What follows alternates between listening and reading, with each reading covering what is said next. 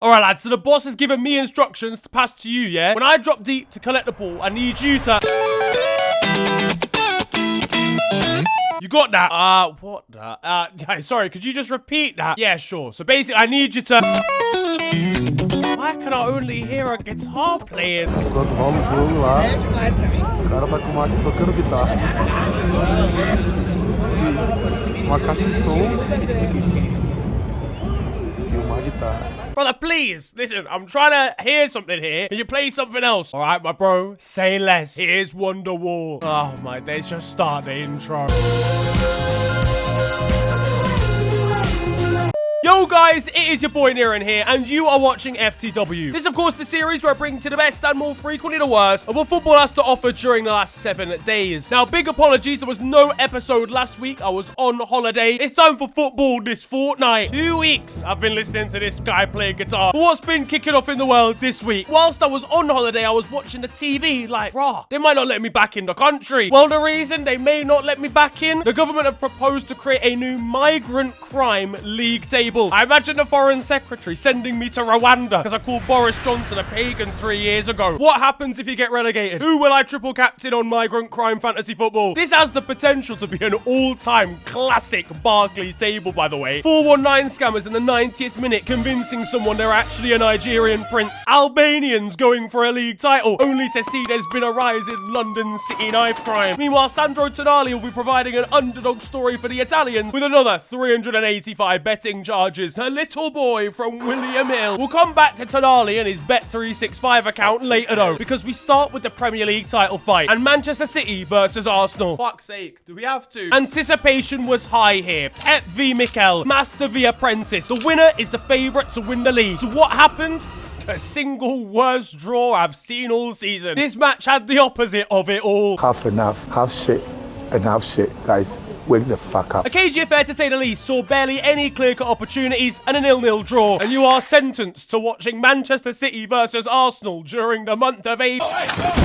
Unlike his namesake, Gabriel Jesus did not rise to the occasion on Easter Sunday. Honestly, lads, I swear he was supposed to be here. Imagine Judas watching the match today, seeing Jesus in the starting 11. Arteta had some difficult questions to answer at full time. The answer was probably no, but at least Peter Drury took his opportunity. On the end of a cross, Jesus rises, a miracle of biblical proportions. He provides hope for his North London disciples. To be honest, it wasn't much better at the other end either. Roy Keane was quoted as saying that although Erling Haaland is a great goal scorer, he's a League 2 quality footballer at best. A violation for no reason, but honestly, after watching him warm up, I hear it. What about now? Get him off the field! And I'll be honest, Pep Guardiola was bold in more ways than one for deciding not to play Phil Foden.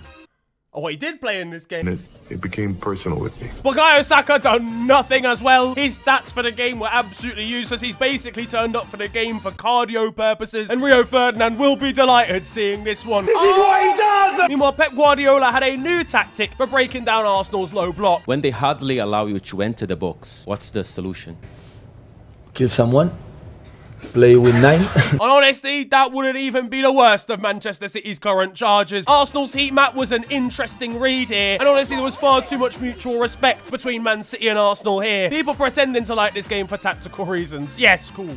Yeah, amazing tactics involved. But there were 8 centre-backs on the pitch, bruv. No game of football needs 8 backs. Jack Grealish had the right idea, sacking it off, realising he couldn't beat Saliba in a 1v1. But to be fair, speaking of Saliba, Arsenal's defensive display was absolutely sensational in this game. It should be praised, but didn't make for great viewing. And our favourites for the title, now Liverpool. A poor game, though, does, to be fair, set up a blinder of a 3-way title fight, as Liverpool came back from behind to beat Brighton, tweeting, "You'll never walk alone" to kick off, only to concede straight away. Honestly, I have got to say, being a Liverpool fan, it's so enjoyable. You never know what's gonna come round the corner. The stress might be a little bit high, but I can't say it's ever affected me in my 27 years. 27 years, brother. Agent Danny Welbeck got the goal scoring going early with a great strike. Oh, for fuck's sake, he's done his hamstring. Meanwhile, Alexis McAllister was absolutely unreal and pivotal in this comeback. He's finally got some freedom now that Endo's actually a DM. And I'm telling you that, I knew this guy was serious when I saw that he had a space in his surname. He has Mr. Alistair written on his bank card. Darwin Nunez's ADHD was distracted trying to read the weird B on Pascal Gross's shirt. He saw a kid put a sign up wanting his shirt, sacked it off and gave it to a ball boy boy instead. Meanwhile, Jurgen Klopp was surprised seeing Adam Lallana for the other side, still playing at the age of 57. You're alive. The title race is sewn up, though, over in Germany, as Bayern Munich lost the Klassiker. Meanwhile, Bayer Leverkusen came back from 1-0 down in the final moments to win 2-1 and go 13 points clear. Yeah, so I reckon the word is never losing. That's 10 letters. You literally only have 9 letters to... Leverkusen are physically impossible, fam. They could be 18-0 down and they'd win 20-18. Score like 1 extra goal for no reason. Though they will be left frustrated seeing the clocks went forward, which means less time to conduct a comeback in their next match. Hoffenheim questioned them being unbeaten on Twitter going into the game, to which Bayer Leverkusen replied, honestly, Xabi Alonso's players kicked their preparation for the season into overdrive, hearing Harry Kane was on the way to the Bundesliga. And speaking of Bayern, Dortmund finally beat them at the Allianz when it simply doesn't matter. Kingsley Coman's lost to these lot for the first time in his career. Imagine Kingsley chasing down Kane for breaking all of his good records in his career. There was a scare for Dortmund towards the end when Bayern scored, only for it to be given as offside. Shithousery award for Dortmund, who called Karim Adeyemi's strike the foo-foo goal over on TikTok. I'm a big fan of that. Shout out the Nigerian gang. Harry Kane, though, was not looking quite as impressed at full time. He may look as if he's staring longingly and depressingly into the distance. He's actually just trying to read an ad board over on the touchline. I promise, and will be left contemplating his life in the changing room. Oh, I look like a knobhead. It's actually, I can't believe what I'm seeing. Bayern Munich are supposed to win the title every year. They have done so for 11 years straight. A decade of dominance. He's come over here and they're not winning anything. This brother could come second against himself. And on the topic of Leverkusen and the Bundesliga, Xabi Alonso announced he'll be staying this summer. Well, he's not coming to Liverpool. Yeah, you know what? I lived it. I loved it. Goodbye to the beautiful game. And I'm going to be left devastated, realising the only man out of a job to take over from Jurgen Klopp is Roy Hodgson. Brother. But honestly, what a season for Leverkusen. Doesn't surprise me he wants to complete the job, winning the Bundesliga against all odds, something Sandro Tonali would know all about. There are new fresh charges on the Italian's forehead from the FA after an original 10-month ban for bets made whilst at AC Milan. Betting whilst you're banned for betting is crazy. You know what it is? He stayed true to himself. He said he'll bet on his own return date. I can't lie, the signs won't be looking good for him when he steps out onto the St. James's Park turf for the first time, only to see the police standing in front of him again. This brother ain't playing till 2036. This is what he's gonna look like when he actually returns for the club. I just don't understand. I hope that he is getting the help that is required in this situation, because as of right now, there's only one thing on this Don's mind when an ACCA includes the Singaporean 2nd Division ping pong tournament. And you know me, I will bet every pound I got. He took his wife to Newcastle against her will, submitted her to Greggsfield Fresh Air, put himself in the doghouse to not even play. But it does open up an interesting question. Imagine if all footballers were betters. Alexander Akabet, Phil 3 Folden, Ivan Toney. Damn, too soon. Now, there weren't many bets on a Newcastle victory against West Ham when they were 3-1 down, but that's exactly what ended up happening, with a 4-3 late win in a Premier League classic. Calvin Phillips came on at 3-1 and West Ham lost 4-3. You couldn't write this script, except one West Ham fan quite literally could on Twitter. This man has not been the same since Pep Guardiola said he was a little bit out of shape. Smoking on purple, put it on red, put it on purple. Swear down, like, this brother's playing against us. To be fair, the penalty that he gave away here was an absolute joke. He's on control of the ball. He's just gone to yam it clear. But it didn't stop Hammers fans giving him grief as he was entering the team bus after the game.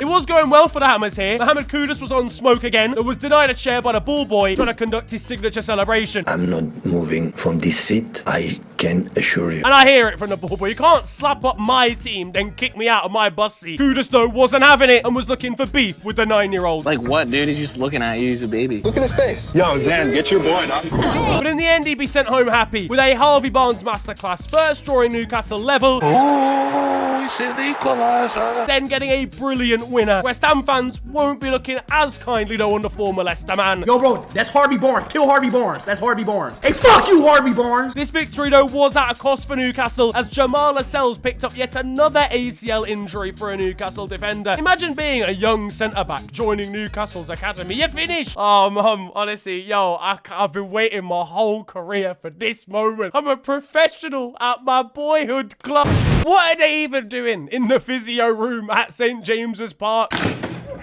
And deep breath. Because there's only about 3 knees left in the whole city. There was drama though at Manchester United as well, who thought they'd won late against the run of play versus Brentford with a 96th minute goal from Mason Mount, only to concede 2 minutes later.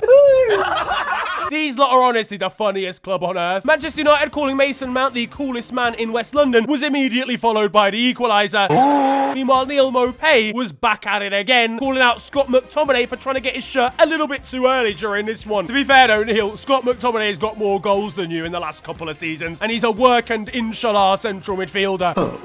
Neil. But Dart starlet Luke Littler was ready to get involved as well, only for Neil to respond saying that he'd caught a big one here. Bro ain't even finished his GCSEs, man. You can't go at him like this. Luke will not be impressed when he gets home, switches on his Xbox, and sees Mopay in his ultimate team. I told you, don't f with me, man. Down on the touchline, and Erik Ten Hag was acting suspiciously. I'll be honest, that might not even be the worst thing that he's done, because allowing 31 shots against you to Brentford, these lot are defensively completely useless. And whilst they're being useless in the Premier League, Jadon Sancho's out in Dortmund beaten Bayern Munich. It really makes you think. Now pause, nearer to the future here. I'm halfway through making this video, and Manchester United and Chelsea have just played out a classic. We're going into injury time, United led 3-2, only for the Blues to conduct an unbelievable comeback with Cole Palmer, the hat-trick hero. Corner taken short, look at the time for Palmer, shoots it in!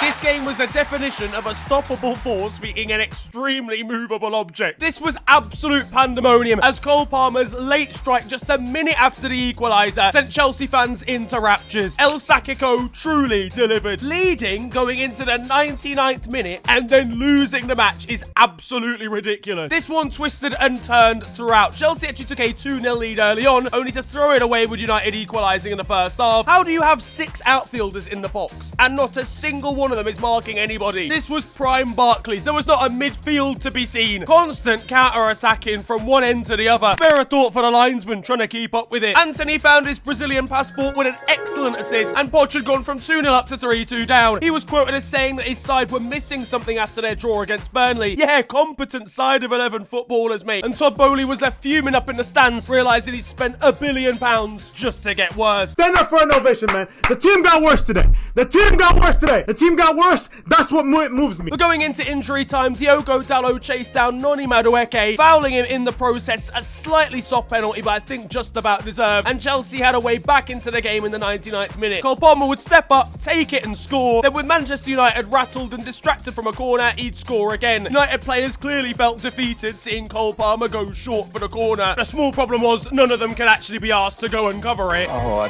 yeah, it doesn't matter. I give up. Well played, guys. Mudryk was confused. He didn't even know they'd scored originally. Cole Palmer would collect a hat-trick ball. Meanwhile, a certain winger's holding Nando's sauce. And honestly, at this point, Cole Palmer's going to have a realization when he watches Chelsea's highlights at the end of the season and realizes it's just him. This whole thing, all of this, it's all about me. Meanwhile, for United, and honestly, the surface area of Erik Ten Hag's head must have been boiling hot, because throwing a game away like this is absolutely unforgivable. There was head loss for Dave over on Twitter, and even more so for Mark Goldbridge. Go! I can't. I don't want to do this anymore. I don't want to fucking... Conor Gallagher, though, at full-time for Chelsea, wasn't willing to celebrate with Raheem Sterling. Yeah, nah, mate, can't be doing that. He must have had an aneurysm when he walked into Crystal Palace on loan and saw an extremely large selection of black individuals on the training ground. Now, we all hate an international break, all right, but there was football last week, so here is some of it. England were in action. They lost to Brazil and drew with Belgium. It is not coming home. Gareth Southgate is going up. Hendrick scored against England for the winner here on his Brazil debut. This kid is an industry plant. I'm not gonna lie, everything he does looks too cold. He said that he was so happy to score at Wembley, a place that Bobby Charlton had graced. Brother, you can't even buy a Red Bull. You shouldn't even know who Bobby Charlton is. He smashed the ball into the back of the net, but the only thing Kyle Walker was smashing, except for another woman, was the side of Harry Maguire's head. There were similarly outrageous scenes from Jude Bellingham, who disgracefully stole a jacket from a young mascot before England's game against Belgium. It was an all-time classic between Brazil and Spain, finishing 3-3 with the help of some spot kicks for Spain, one of which a fan attempted to film, only to be blocked at a vital moment. And this game taught me a lot of things, amongst which Lamine Yamal is the future. Germany faced off against the Netherlands, where Kai Havertz genuinely thought this was Jurrien's but not his twin. Meanwhile, there were record-breaking scenes for Georgia, a small nation footballing-wise who have never qualified for the Euros, but did so for the first time in their history through the playoffs, the same playoffs that unfortunately saw Wales go out on penalties. Oh, go on, get the Scottish flags then. Now, at West Ham versus Tottenham, and one steward was getting grief for being unable to put his poncho on.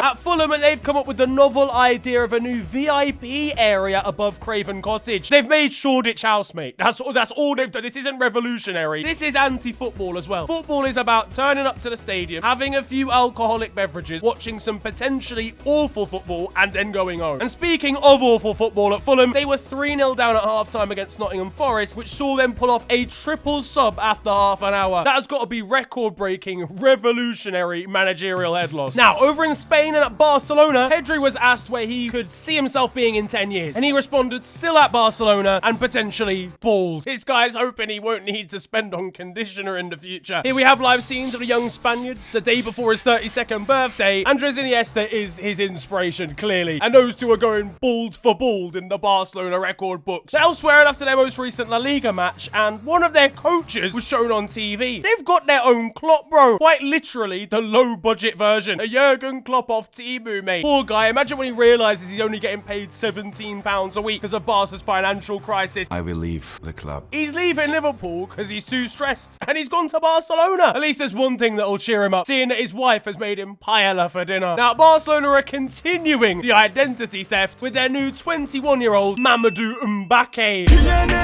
Mbappé versus Mbappé next season in El Clasico is gonna absolutely slap. This guy's straight out of PES Master League me. If we're going down that route, say hello to Hendrik, Real Madrid's new striker. This name, by the way, is one letter away from a racial crime as well. And staying at Barcelona, Inigo Martinez got himself into a scrap with a child, as he was getting verbals from a kid who was shouting at him through his car window as he was leaving training. He got out of the car and confronted the young supporter. Que me llamas tonto. ¿Has oído la última, eh? La última que me insulta, la última. Tu amigo lo mismo. Lo mismo, la última que me insulta. The scenes after the camera was turned off were even more outrageous. Now, at Real Madrid, and there's been an ongoing situation now for years involving Vini Jr. The Brazilian winger has been getting abuse, namely of the racial variety, for like literally his entire time there now. His style of play, I suppose, is somewhat provocative in the celebrations that he does, the skill that he has. He's often battered about by defenders, and fans at this point seem to know they can get to him by doing that as well. Spain generally has a racism problem. There's been other incidents literally in the last couple of weeks, and he got into beef with Aymeric Laporte, who in fairness came up with like a funny quip of a tweet, but other people have been using it to justify why they racially abuse him, and this whole situation is absolutely ridiculous. His celebrations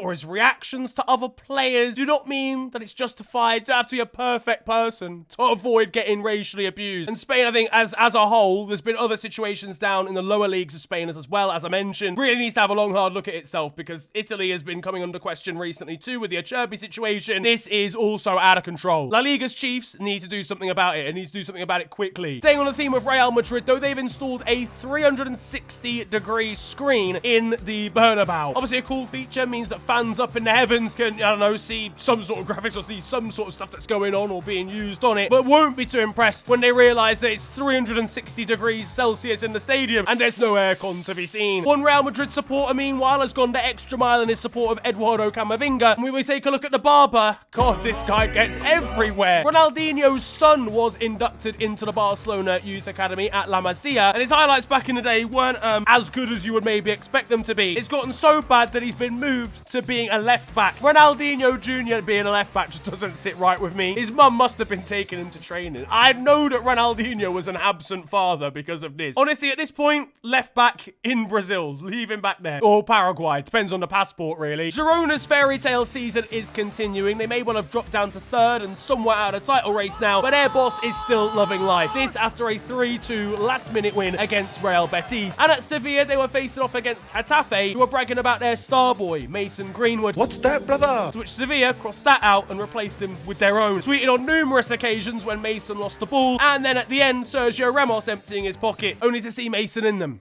We love to see it. Now, over in France, Kylian Mbappe was subbed off again in La Classique against Olympique Marseille and was left fuming once again, around about the hour mark, as has been happening a lot recently. Side note, Paris Saint-Germain ain't played in an afternoon since 2016. Every single time I watch these lot play football, it's in the evening. Anyway, Ethan Mbappe, honestly, is seeing more minutes between now and the end of the season. How can Kylian Mbappe's attendance be at a 50% maximum? Now, during this game, Marseille fans unveiled a tifo of a local French comedian who apparently, I did some digging into this, did he get big off YouTube Shorts? If I don't see a tifo of Fiago at Hamburg, I'm calling the police. Mandanda's been at that football club since Jesus rose the first time, and he ain't even got a tifo yet. At Lens, and goalkeeper Bryce Samba's smelling salts were pretty strong. Meanwhile, at Lyon, and Said Benrahma, having joined from West Ham, is completely taking the piss down by the corner flag. In Germany, and there's the news that Mesut Ozil is wham now. He's definitely just training to scrap Unai Emery. Meanwhile, in the DFB Pokal, and the chance for the most dramatic underdog story in the competition's history was ready to take place. Saarbrücken had sensationally knocked out Bayern Munich early in the competition with a last-minute goal, only to then knock out Eintracht Frankfurt and Borussia Mönchengladbach, also from the Bundesliga. The only thing that would stand in their way of reaching an unprecedented final, Kaiserslautern of the second division.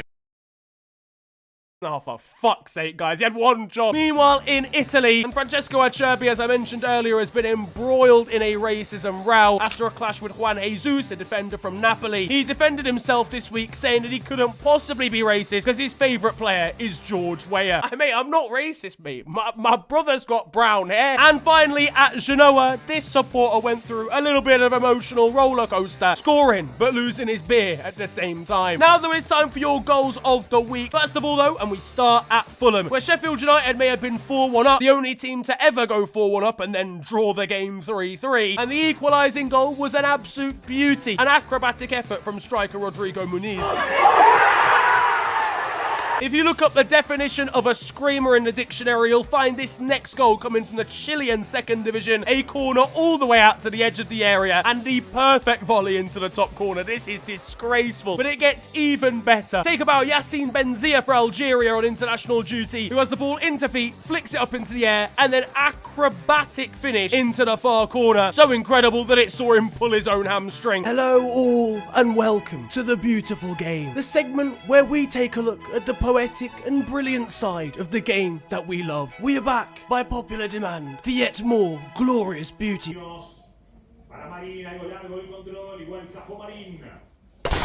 And that concludes The Beautiful Game. Now, over in the MLS, and there is a crazy story that's been coming out over there. Emil Forsberg is a Swedish international that spent a long time playing for RB Leipzig, but moved over to America recently to continue his footballing journey. His former partner came out on Instagram, though, exposing the Swede, saying that he had basically ditched his entire family when heading over there. They'd basically not heard from him at all, he'd failed to contact his children, and that they would be splitting for that reason. Emil got to a rooftop bar in New York and said, nah, I ain't doing this anymore. The signs should have been there with the way that he stopped the kids' bedtime music. Ditching your family to play against Houston Dynamo is crazy. Meanwhile, in Saudi Arabia, and Al Nassr conducted a slapping, their biggest win in history, an 8-0 victory over Al Ain. Cristiano Ronaldo scored a hat-trick in this one, including 2 free kicks in one game for the first time in 13 years, but was taking it a little bit too far, looking for a hat-trick of free kicks from his own half. Ron, please, you're 85 yards out. Let me do it. This man's had more hat-tricks in his career after the age of 30 than before, by the way. When he's 78, he's going to be scoring one every single week. To be fair, if you tried to name 3 players from the side that he was up against here before the age of 78, you'd probably struggle. On the theme of Ronaldo, iShow Speed's got a new car. It is exactly how you would expect it to look. He'll be left devastated when he takes the car for an MOT, only to realize it's done its ACL. Imagine the American authorities seeing this car cross the border. They ain't letting it back in. Now, in Turkey, there's an ongoing story, of course, after the drama, the chaos of Trabzonspor versus Fenerbahce a few weeks ago, and sanctions have now been placed by the Turkish FA. There is no ban for Azeyi Samuel, who was pictured punching a fan. There is a 6-match stadium ban for Trabzonspor, who called for the resignation of the FA over on their Twitter account. Quiet night in at the library. Not. In Scotland, and perhaps the greatest clip of all time was created over at Ibs.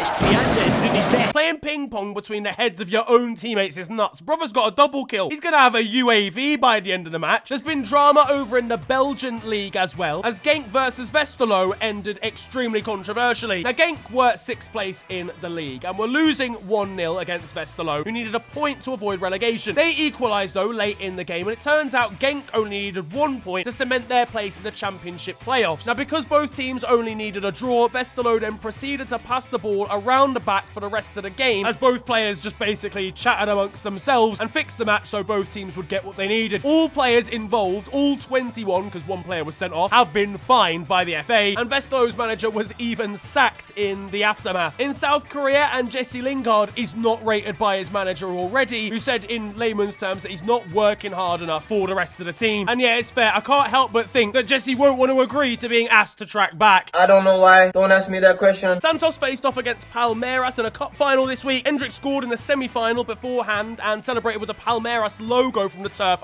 How does he look so iconic in every picture? I don't understand. But even more iconic than that, a feline intruder. At Rosenborg in Norway, and Ollie Sater provided the most unhinged interview of all time, saying that he was so happy he'd go home, have a beer in one hand and his knob in the other. I don't know, he's a fucking weirdo, man. Back in Brazil, and Fernandinho was left fuming with a ref that got in the way of one of his passes. Roman Alessandri has retired from football, a man that featured for a long time in League A, having scored 99 goals in his career. But if that was me, I could not retire on 99. I have to score 100 goals. Are you insane? Latvia did the unthinkable this week, scoring an own goal inside 6 seconds. Yeah, nothing too crazy, lads. Let's just keep it calm at the start. Wonderful, wonderful, wonderful. How good is he?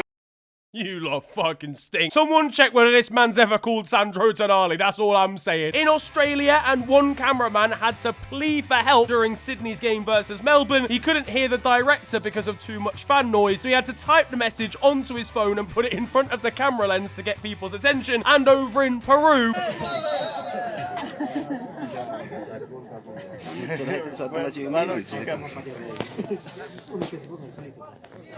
This pitch ain't seen a groundsman in 25 years. You could play this on a dual carriageway and you'd get better conditions. Now, closer to home and at Northampton, one mascot had the ball in his hand after it went out for a corner. An opponent asked for it back, he threw it away, and then went down onto the turf, diving after a little bit of contact. Shithouser reward. Excellent stuff, mate. At Leicester now, there's been a mural of Jamie Vardy painted at the King Power Stadium, and it's interesting to say the least. This is Jamie Vardy after the vodka and the Charlie. And finally, life for Sunderland hasn't been too great recently. They were peppered by Blackburn in the Championship. One fan tweeting 5-1. Jesus Christ. And as Blackburn tweeted out, it was a pretty big week for JC. Now, over in the world of beach football here, we've got quite possibly the best and most accidental point win of all time.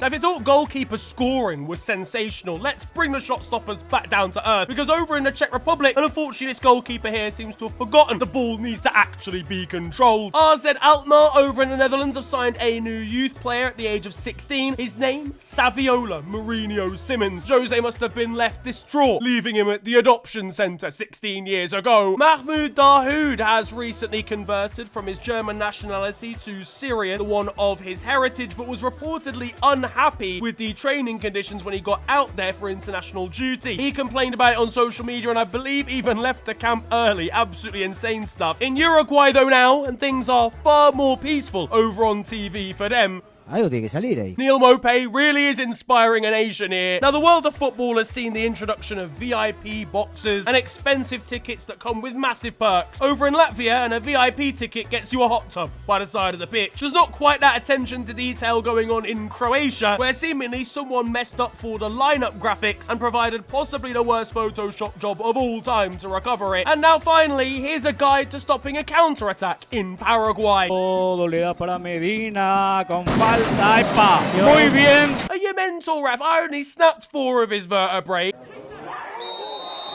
Now there is time for Still 0-0, and you guys know the score by now. This is a segment of the show where I bring to the best of Sunday League and amateur football. And I thought, given I've missed a week of FTW, I'll give you double the Still 0-0. We've got two absolutely glorious clips here, I cannot lie. Now, the job of a Sunday League or amateur football physio is already a pretty sticky one. You've got uneven, often relatively poor playing surfaces, and some pretty hefty challenges, which can lead to even more injuries. What you don't need to do is provide even more work for yourself.